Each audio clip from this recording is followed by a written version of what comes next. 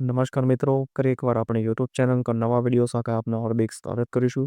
જો તમે આ ચેનલ પર નવા હોય તો આપણી ચેનલને સબસ્ક્રાઇબ કરી લેજો જેથી સરકારી ભરતીને લગતી નવી અપડેટ્સ મળતી રહે। અને જો તમે આપણા વોટ્સએપ ગ્રુપ પર જોડાયા હોય તો તેની લિંક ડિસ્ક્રિપ્શન બોક્સમાં આપેલી છે, જેમાં વાસ્તુની ભરતીઓ તે ઉપરાંત શિક્ષક ભરતી અને આંગણવાડી ભરતી માટે અલગ લિંક આપેલી છે, જેનાથી તમે જોડાઈ શકો છો।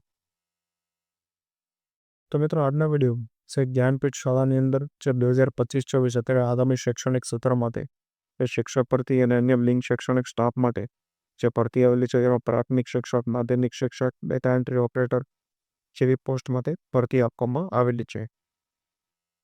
આ વિશે ટેટ કે ટાટ પાસ હોવું ફરજિયાત નથી, એટલે કે જો પાસ હશે તો પ્રાથમિકતા આપવામાં આવશે। ત્યારબાદ આ વિશેની જે લાયકાત અને અન્ય માહિતીઓ આપણે આ વિડીયોમાં આગળ મેળવીશું। તો ચાલો મિત્રો વિડીયો શરૂ કરીએ। તો મિત્રો સૌપ્રથમ જોવામાં આવે તો તમે જોઈ શકો છો શિક્ષક ભરતી જાહેરાત શૈક્ષણિક વર્ષ 2025-24 માટે એ લક્ષ્મણ જ્ઞાનપીઠ માધ્યમિક શાળાની અંદર વિભાગની વાત કરવામાં આવે તો પ્રાથમિક, માધ્યમિક અને ઉચ્ચતર માધ્યમિક ત્યારબાદ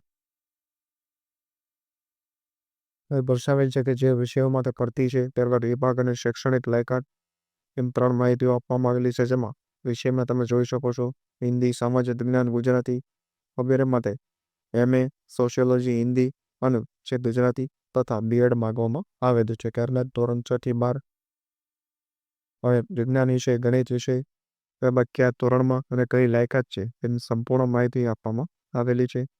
ત્યારબાદ કોમર્સ વિભાગમાં પણ સેક્રેટરીય પ્રેક્ટિસ છે, સાયન્સ વિભાગમાં રસાયણ વિજ્ઞાન, ભૌતિક વિજ્ઞાન માટે લેબ ઇન્ચાર્જ છે વગેરે માટે જે ભરતી આપવામાં આવેલી છે।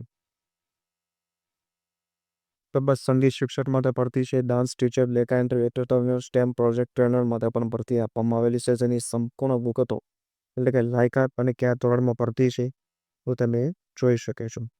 તો અરજી કરવા માટેની અંતિમ તારીખ જે છે 22/2/2025 રહેશે। અરજી મોકલવા માટે ઈમેલ એડ્રેસ જે આપવામાં આવેલું છે તેના પર તમે મોકલી શકો છો, અથવા તો જે સંસ્થાનો કોન્ટેક્ટ નંબર આપેલો છે તેના પર પણ તમે મોકલી શકો છો। તો મિત્રો તમે જોઈ શકો છો જે લક્ષ્મણ જ્ઞાનપીઠ ફાઉન્ડેશનની અંદર જે રજિસ્ટર્ડ ઓફિસ એટલે કે જે શાળાની સરનામું અમદાવાદ જિલ્લાની છે તે સંપૂર્ણ આપવામાં આવેલું છે। ભવિષ્યની PDF અને અન્ય માહિતીઓ તમને આપણા વોટ્સએપ ગ્રુપ પરથી મળી રહેશે।